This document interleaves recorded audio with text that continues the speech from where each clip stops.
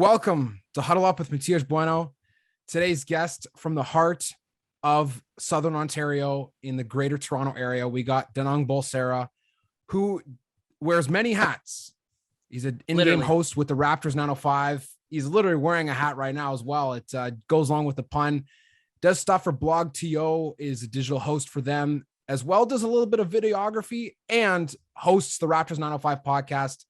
Welcome to the show, man. I'm really excited. And I know that you're also a host of your own podcast, The Details. You've been doing that for quite some time. It's great to chat, man. I know I've been following your stuff for a long time, and now we finally get to chat it out. Yeah, I mean, this has kind of been brewing for a while, a couple of LinkedIn messages here and there, but I'm glad we're finally, we've brought this to fruition, and I'm excited to talk to you.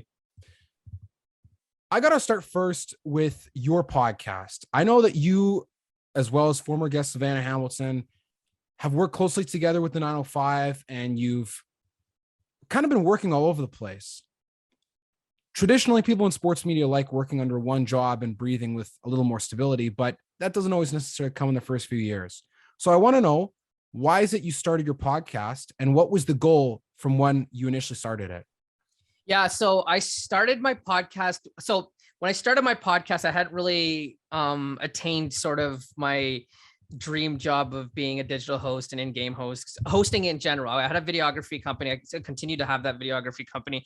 And, about 2 years into my company, I noticed that I wasn't talking about sports or pop culture on a platform. And those are the two things that I'm really, really passionate about. So, I just went on a whim and, podcasts obviously have become so much easier to start now. For me, I didn't know technology. I didn't know how the podcast world works. So I, started doing my homework, and I started the podcast. And as I started doing it, started out as like just me and my friends kind of shooting the shit and being able to talk about sports. And if anybody wanted to listen, great. I wasn't really doing it for the numbers. And for my own personal podcast, I don't really do it for the numbers. But then I realized, as I started getting more and more opportunities, Blog TO being one of them, and then, in-game hosting, and I end up doing some podcasts for the Nighthawks and CBL, whatnot. I noted, like, before I got all that stuff, I was like, oh, you know what? I need to start having these reps of speaking and talking about the things that I love, right? Simple things like segues and bridges into conversations without being it too obvious, like little details like that. I'm like, well, listen, this whole podcast thing is free. It's at my leisure. It's also at my control as well. So why don't I do that? So, the same way someone would read books, or, people would write, just to kind of have those skills sharpened. That was the reason that I started my podcast. It started as an opportunity to talk to my friends, and then just kind of evolved into sharpening my skill set. When did you start it compared to when you first started doing stuff with Blog TO and the 905? Was it well before? Yeah, I'd say it was probably a good year before I started. Blog TO was the first thing that really, pushed the dominoes and it had this whole thing rolling. And I'd say I had the podcast for a solid probably year before I got Blog TO. But you weren't always working in sports media, were you? No, it's funny. I went to school for film. I did that for a year, and then I realized the school route for film wasn't for me. I'm a cinephile, and I still love film to date. But I was like, I want to get in a program that's going to allow me to get me back in front of the camera and work on and hone on those skills. So then I went to Conestoga for broadcast journalism, and luckily for me, right out of school, I got a radio job. And that only lasted a year because I was covering someone's spot. And then I ended up bartending for 4 years. I had no idea what I wanted to do with my life. And, that kind of laid a foundation for me financially. Like, I made a lot of money during that time. If anybody has been in the service industry, it can be pretty good to you if you work a lot, giving tips and whatnot. So, I was able to sort of lay down a foundation for me financially. And during that time, I was able to network, and eventually, I got my job with Blog TO. I can't even remember what your question was now. I know I started it for a reason.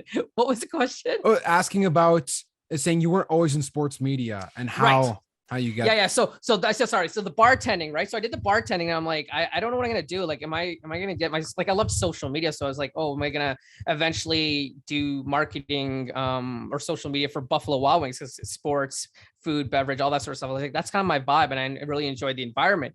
And then because I work near the University of Guelph, athletes, people that worked at the athletic department always come in frequently and converse with me about sports. And then word just started getting around like, oh, D knows about sports. and he also has this background in broadcast journalism. Like, why don't we come bring him in to run our broadcast for the 4 major sports and youth sports? It was OUA back in the day, basketball, football, volleyball, and hockey. And so they took a chance on me. And then that's really when I started to get, dip my toes into sports and immersing myself in that world.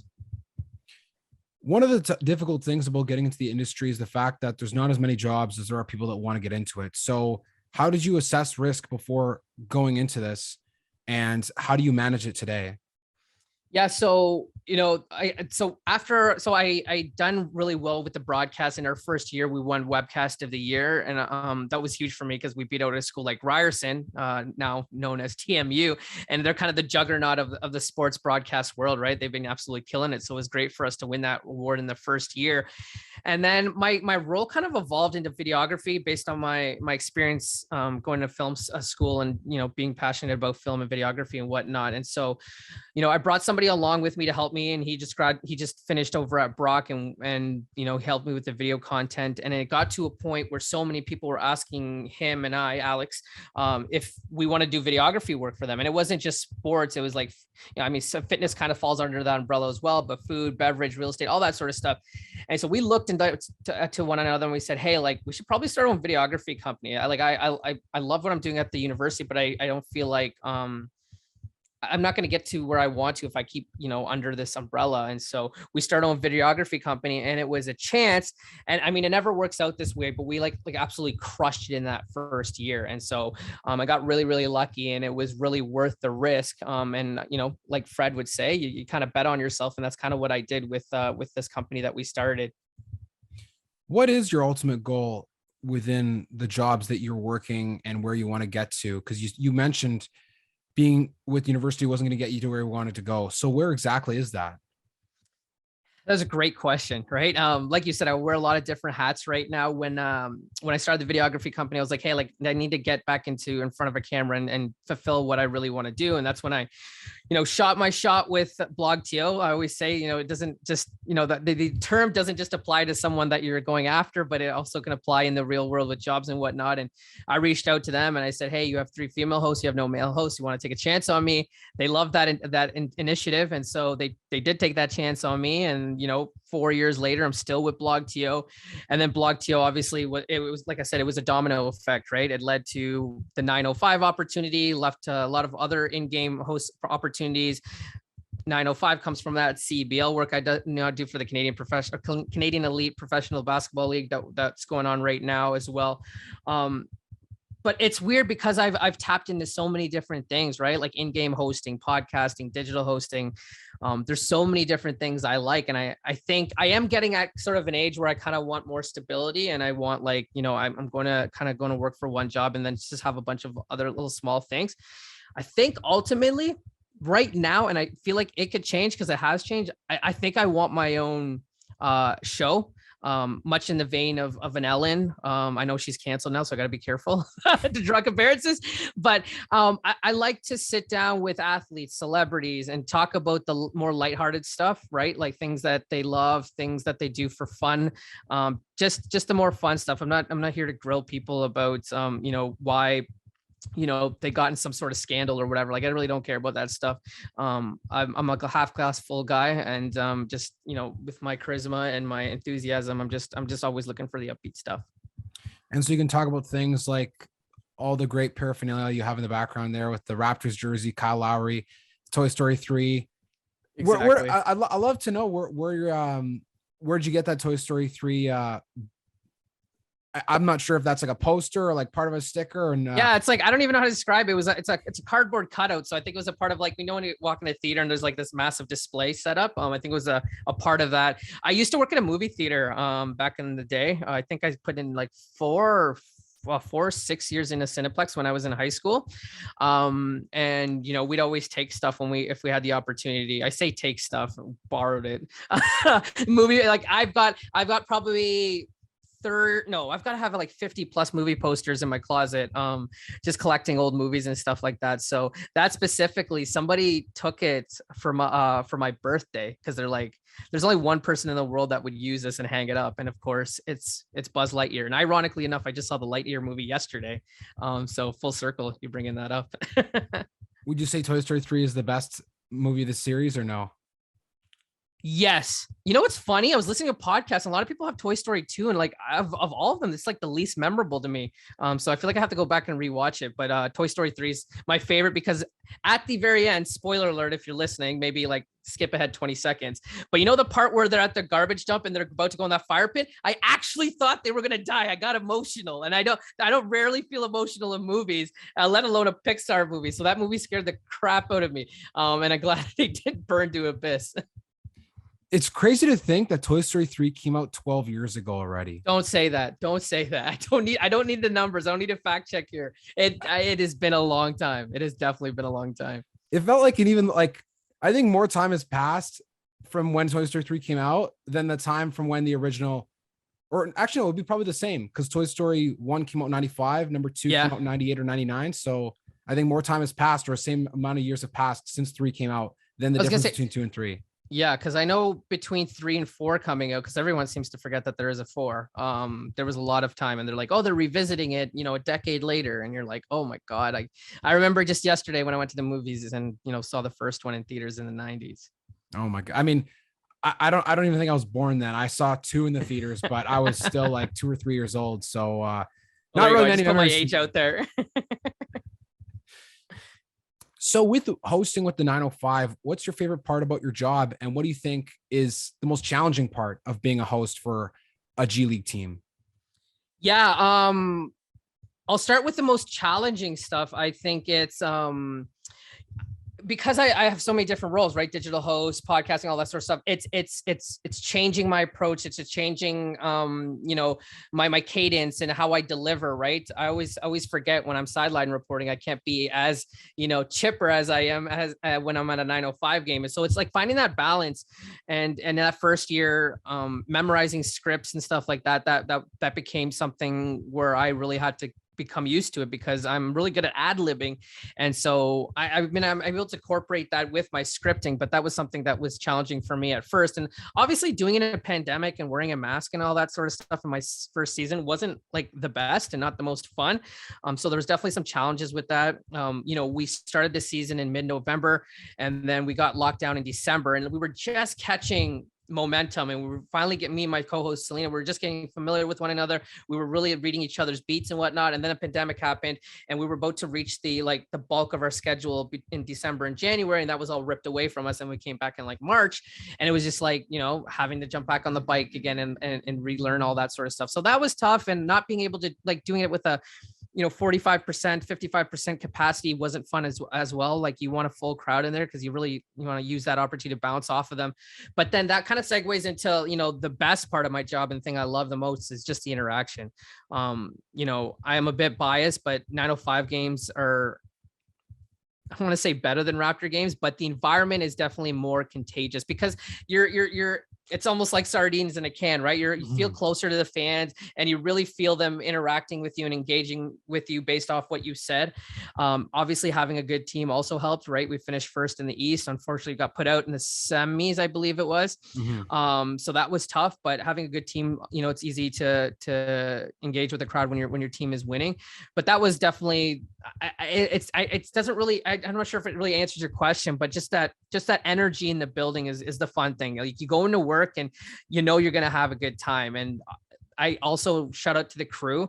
I've never worked in an environment where everyone was so determined to host and deliver a good time. And, they always say, surround yourself with like-minded people. And I was blessed to be in that environment, and it makes a world of difference when you are. Since you've done so many different things and you love hosting, what is the main core, the principle that drives you in all the experiences that you do? What's that one thing that you try to achieve or you keep in mind while you're working? So this is twofold. So one is, there's always an expectation from people when they see me, or they see me at an event, or they hear me, and I try to live up to that expectation, right? And it can be tough. Like, I'm not always, I can't always be in a great mood, but I always try to do my best to live up to people's expectations, because, sometimes, the saying, like, sometimes you don't want to meet your heroes. Like, there's been cases where I've met people where I thought the world of them, and they weren't who I thought they would be in person. And I've never wanted to be that. I've always wanted to be genuine and true to who I perceive and put myself as out in this world. So that's always been important to me, is following sort of that. And my second thing is, there's three things I always preach to our young people. It's patience, persistence, and self-awareness. Patience, things are not going to happen overnight, right? As much as I would have loved to have had all this success in my early 20s and have a decade ahead of me to get even further, that wasn't in the cards for me, and that isn't in the cards for everyone. So I think patience is really important. Persistence, right? You're gonna fall in a lot of hard times. I think everybody sees all the great things I do, but they don't see the amount of times I fell on my face or if I failed. And so it's being persistent and being almost stubborn in a way that you have to be determined to succeed and achieve whatever it is you want to. And then the self-awareness is always really important. If you're not good at something, or if you don't understand something, don't be afraid to ask people, right? There's been a lot of times where I didn't think that I could do something to my best. So I found somebody who, is really good in that space or really good at their craft. And I picked their brain and I had a conversation. And so those are the three things that I always try to preach to people. It rings so true when you think about how long it takes for someone to get to the ultimate goal or one of the major goals. I know when I spoke with Matt Devlin, he talked about the beginning of his career and looking back at all the things he's done. All of a sudden there I am, here I am, a little kid, and then boom, Matt Devlin's on TV and wow, he's great. But when you actually pull back the curtain, you realize someone like him, who's become a phenomenal broadcaster in the hearts of Raptors fans, is he worked WNBA games. He worked AA baseball in Texas, for many, many years before getting there. So when you think about, maybe the 905 is not the best basketball in the world necessarily, but the environment that you can foster in it can help motivate you to believe that it is the best environment and that it could be better than an NBA game in terms of an entertainment level. And I think that that's an important thing to take away when you are in the minor leagues or the farm leagues, because sometimes I guess people expect too much from the pro leagues like baseball or basketball, and the minor leagues is where it's more intimate and it's where it's happening more, I think. I got two things to tell you. First of all, Matty D, stand-up guy. I remember meeting him when I was in either first year college or late high school. It must have been early college. And I met him at a season ticket holders event, and the guy took 10 to 15 minutes to talk to me when I really didn't belong there. Like I said, it was a season ticket holders event. I just was able to, sneak by. And he told me the coolest thing. And this is something that I think people should take away is I asked him about some of the things he did to prepare for, what he eventually got himself into. And he told me that he used to go to his high school games and take a tape recorder and call games play by play. And then he would go home the next day, either that night or the next day, he would listen to himself and he would critique himself. And so, like Matty D, you think something like that comes so naturally to a guy like that, but man, a guy has put in time and work to get to the place he is. And just to speak to your point about, working for a development league, what I think is so cool about the 905 and the CEBL is they both recognize that they are development leagues, but it's not just for the players, but it's all for the staff and everybody involved. And they're looking to put you on a platform and give you an opportunity to, excel and go to the next level. And I think that's always important when you go to these games. It's everyone is there trying to get to their dream job. And I'm not gonna. I love the quality of basketball, and being a huge basketball fan, I know some of these guys because on a nerd level, I've done my deep dive, and I know eventually, you're gonna see these guys. It was cool to see Justin Champagne strive. Obviously, Delano, the Rex Still guy. Everyone came to see him, but it wasn't just for show. He was actually really, really good. So, I mean, if you haven't gone to a G League game or even a CEBL game, I highly recommend it. It's great grassroots basketball, and it's in our backyards. And it's really, really cool.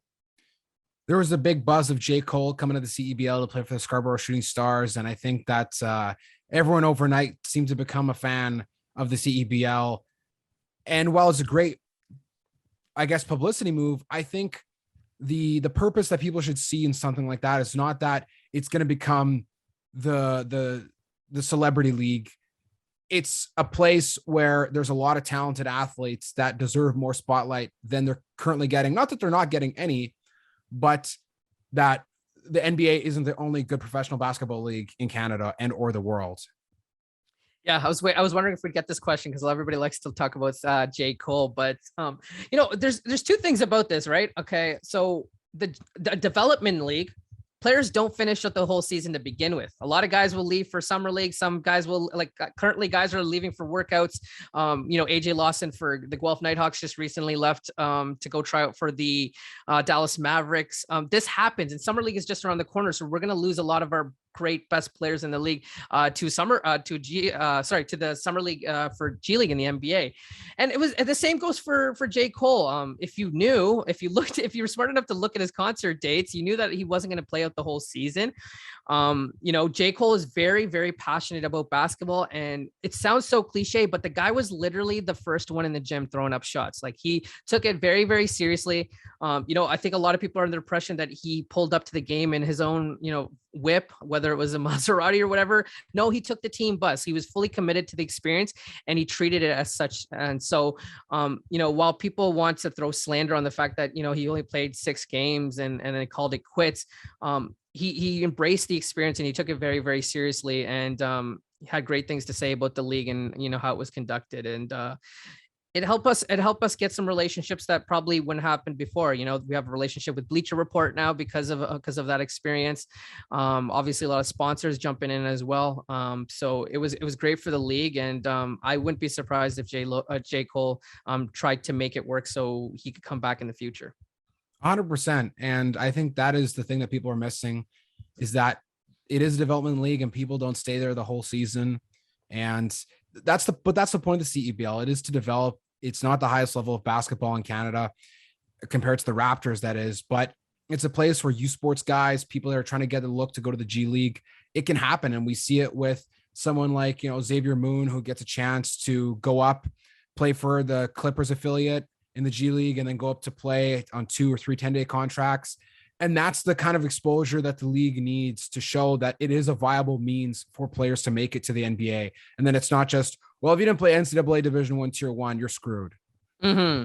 Yeah, no, what I love about it is now these youth sports players, it was either, Europe or bust for a lot of them, right? Like the dream of pursuing basketball as a profession, didn't go beyond that. And now, we have rules in place that you have to, roster 2 youth sports guys. And, even beyond that, I think there's a lot of teams that have more than that. And you're seeing some of them like Thomas Kennedy out in Fraser Valley, Kevon Vino for the Hamilton Honey Badgers. There's a lot of Carleton alum, as one would expect if you follow Canadian basketball, that are absolutely killing it in the league right now. So I think it's just cool. I think me growing up, I took Canadian, university sport as a joke. And then once I kind of got myself immersed in them, I was always like, these guys are super talented. They just don't have the exposure, the opportunities. And now it's like slowly coming to fruition. And now that we're at 10 teams, the sky's the limit with the CEBL. Growing up in Winnipeg, I used to follow the Manitoba Bisons really closely as a kid. And then when I got to actually work with Bison Sports and also Westman Athletics, I realized the CEBL makes so much sense, because when they didn't have an opportunity before in Canada, they would just, like you said, be shipped to Europe and random places all over. But now they have a league where they can show themselves. And I think it's only going to continue to help Canadian basketball players who are elite amateurs, at least for the time being. And then eventually they can become professionals on a more frequent basis. And then who knows, you never know how that may affect the demographic of the NBA in the next 10 years.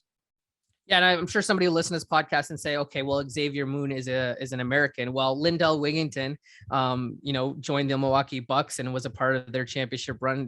Though he didn't play a lot, but he's a guy born in our very backyard, blossoming. So it's just so cool to see. And eventually when you see, guys like Xavier, even Cat Barber for the Guelph Nighthawks, had a stint with the Atlanta Hawks. It's so rewarding just to know that you were somewhere a part of their journey at some point watching. I got to know, do you still watch a lot of movies to this day after having your experience with Cineplex, or are you not a big movie guy anymore? I am at the movies at least once a week. I am there very often by myself because it's therapeutic for me. So, movies are still a very, very, very, very big part of my life. I don't mean for this to be a question that's the silver bullet of movies, but as someone who watches a lot of films, in no particular order, what are the 5 best movies you've ever seen? Oh my God. No, that's such a hard question. 5 best movies I've ever seen. let me tell you about like the 5 most memorable for me. Yeah, Okay. sure. Because That works. Yeah, I know there's a because lot, but because whatever because you it's interpret a that. lot of so the first 2 are kid movies that are a very big part of my childhood, and that's Jurassic Park and Space Jam. I can remember them very vividly, and Jurassic Park was kind of my first introduction of Spielberg, and if you were lucky enough to have Spielberg a part of your childhood, he made a very big imprint on your life, whether it was E.T., like I said, Jurassic Park, even Jaws before that. So I remember that, and Jurassic Park is one of my favorite like once a year watches. And if I can ever hunt it down in a theater, because sometimes they'll do those like classic weekend movies, I'll jump on an opportunity to see on the big screen, because it just still to this day gives me goosebumps. Space Jam, I don't really have to tell you. It's Michael Jordan, it's the Looney Tunes, big part of my childhood, and I believe it was one of my first in theater experiences at a birthday party. So I do remember that quite vividly. As we move down, The Dark Knight is definitely a big one for me. The rewatchability factor on that movie is bar none, and it's one of my like favorite rewatches. It's one of those movies you'll hop in any scene, and you have to continue the rest of the movie, right? And that's a big thing. That's a big thing for me, right? It's just like a movie is good based on its rewatchability factor and how good that is. I'm gonna put these 2 together, WALL-E and Up, because they're Pixar movies. Those movies just give me the feels. WALL-E, because most of that movie doesn't have a lot of English language in it. It's non-communicatable, if that's a word. Where WALL-E doesn't speak English, or you don't understand what he's saying because he's speaking in robot, and his ability to get around and transmit his message. It's very special to me. And then Up is just believing, the ventures out there. I use that term all the time. So those are 2 big movies. Actually, right now, my laptop background is WALL-E, and my main screen background is the balloons and Up in the house flying in the air. God. Big Pixar guy. I could give you Ratatouille. I could give you Coco. Like I love so many Pixar movies. Like that's kind of my bread and butter. Do I throw? No, I'm not going to throw a Bollywood movie in there. That's too cheesy. It is on brand for me. Okay. You know what? I actually do want to know then, if you're a big Pixar guy, then what are the 5 best Pixar movies in your opinion then? Because that's a narrow list. Yes, that is. So Toy Story 3 right behind me. I'd put that. Oh, yes. Toy Story 3. Did you say 5 or 3? 5. Okay. WALL-E, Up, Ratatouille, Toy Story 3, and Coco. You're not going to put Incredibles on there? No, that's second tier for me. Oh, okay, I love like, so here's the thing, right? Like even a 3rd or 4th tier Pixar movie is still like 80% on Rotten Tomatoes. So it's just like, I think it's a matter of preference, right? But Incredibles is awesome. I love what Incredibles does. It was like the first Pixar movie that really incorporated adult humor and child humor. So I remember that quite vividly. I was going to say, I remember I rewatched Incredibles like 3-4 years ago before going to see the second one, and its rewatchability I think is very underrated, and it's a movie that ages like fine wine, maybe even more so than some of the other ones because of that adult humor factor. So that's why I think that it deserves a big bouquet of flowers. But again, almost all Pixar movies, I haven't seen all of them, but are really incredible. So it can be very hard to choose between some, and you're splitting hairs in some instances as well. So it's, again, art is subjective. So you're gonna hit stop on this podcast, and I'm gonna look back at the list and regret not incorporating one of those other movies in my top 5. There's just so many good ones. There are a lot of good ones. So we are getting towards the end of our time on today's episode, and I want to ask you some rapid fire questions. Hopefully we can get rapid fire, because sometimes the questions can be tough. I'm sorry. There's too many options, but I'm a chatty Cathy too, so I know I'm not going to give you any simple answers. Who was your childhood sports hero? Ooh, this is a really good one. You know what? So it's two Raptors, and one of them, it would surprise you. So Damon Stoudemire is probably the first one that really got me to basketball, because I saw somebody that was short that could play basketball, and that inspired me to want to play basketball in elementary school and high school and whatnot. And I say he's short, but like he's still much taller than I am, but by NBA standards. And then it has to be Vince Carter. If it wasn't for Vince, popularizing the sport and making it like okay to talk to people about basketball, because when I was growing up, all I had the choice of doing is really playing like mini stick hockey on the schoolyard, or being a goalie for my friends on the streets, if we're playing roller hockey or whatnot. So for Vince to popularize the sport, make it cool, and also just being a first class guy, he was the perfect role model for me growing up. So I'd have to say Vince at its most. Who is your favorite movie villain? My favorite movie villain or bad guy. It doesn't have to necessarily be a villain in terms of fantasy. It could be like the bad character from a movie. Just whatever comes first to your mind. The first one comes the first, like only because it's just, I think it's recency, but we're talking about The Dark Knight. I just think of Heath Ledger. Like I friggin' love what Heath did with the character. And when I think of someone maniacal and someone that played the T perfect, I mean, to the point that he got an Oscar after passing away. That is the first one that came to mind. The second one is Thanos. I fucking love Thanos. Sorry, I don't know if I'm allowed to cuss on this podcast, but Thanos is the ultimate villain, right? Like he really didn't lose. They had to go back in time to fix things. So I just love what Josh Brolin did with that character and how Marvel handled Thanos. Who is your biggest inspiration? It can be someone that someone that you look up to. So this question sucks because of what happened recently, but pre-slap, it would have been Will Smith. Will Smith is someone that I very, very much looked up to, and I've, not altered, but built my persona after. And the Fresh Prince character is, someone that impacted me quite a bit. And, Will's, larger than life personality and, stories about him and, how he conducted himself on set to make sure everyone is happy, and just his joyfulness is something that I always tried to build myself after. So most definitely Will Smith. Obviously not the greatest time to say Will Smith, but I would imagine for somebody of his caliber is probably getting the help that he needs. 100%. And it's, again, celebrities aren't perfect, as we know. So if you can take any positive from it, then and discard the negative, then that's all you can really do. Absolutely. Favorite live sporting event that you've seen as a fan? It has to be a Raptors playoff game. I'm just trying to remember which one it was specifically.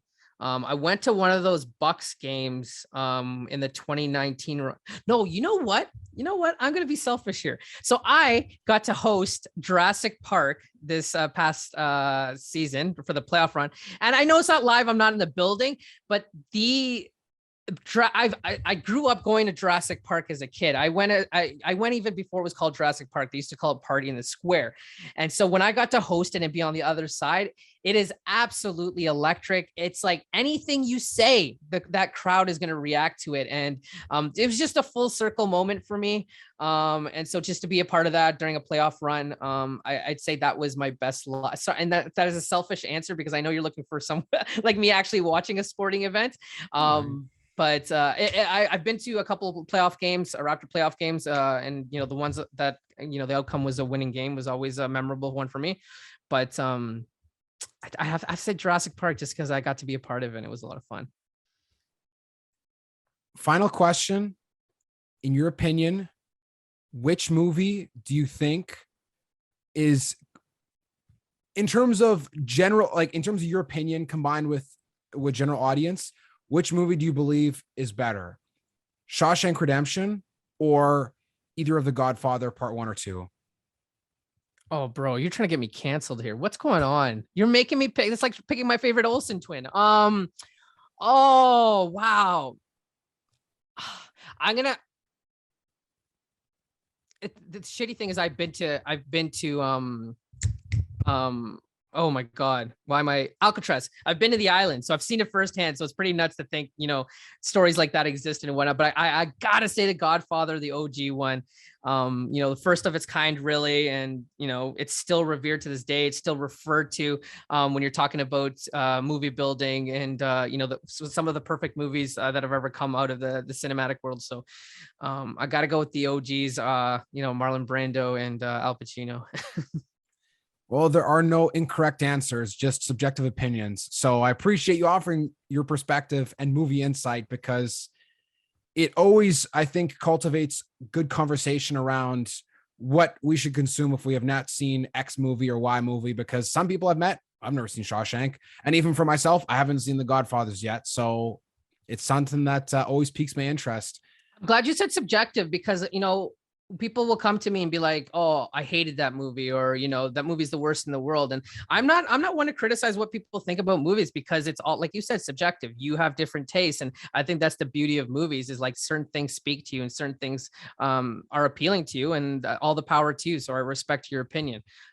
So yeah, I love that you said that. Well, Dhanung, it's been great having you on today's episode. I'm so glad we finally got to chat and be able to chop it up about movies and sports and the many different hats that you wear figuratively and literally. It was a pleasure, man. I'm super glad that you're able to be on, and I really appreciate your time. This was a joy. I didn't have the movie questions on my bingo card today, and that's a rare for me. So I was really glad that I got to speak about that. And I feel like now I'm gonna have to be more prepared about movie questions because you really caught me off guard. And that is the sign and or trait of a good host. So thanks for hosting me here today. And thank you for the listener for enjoying today's episode with Raptors 905 in-game host and also digital host for Blog TO, Dhanung Bulsara.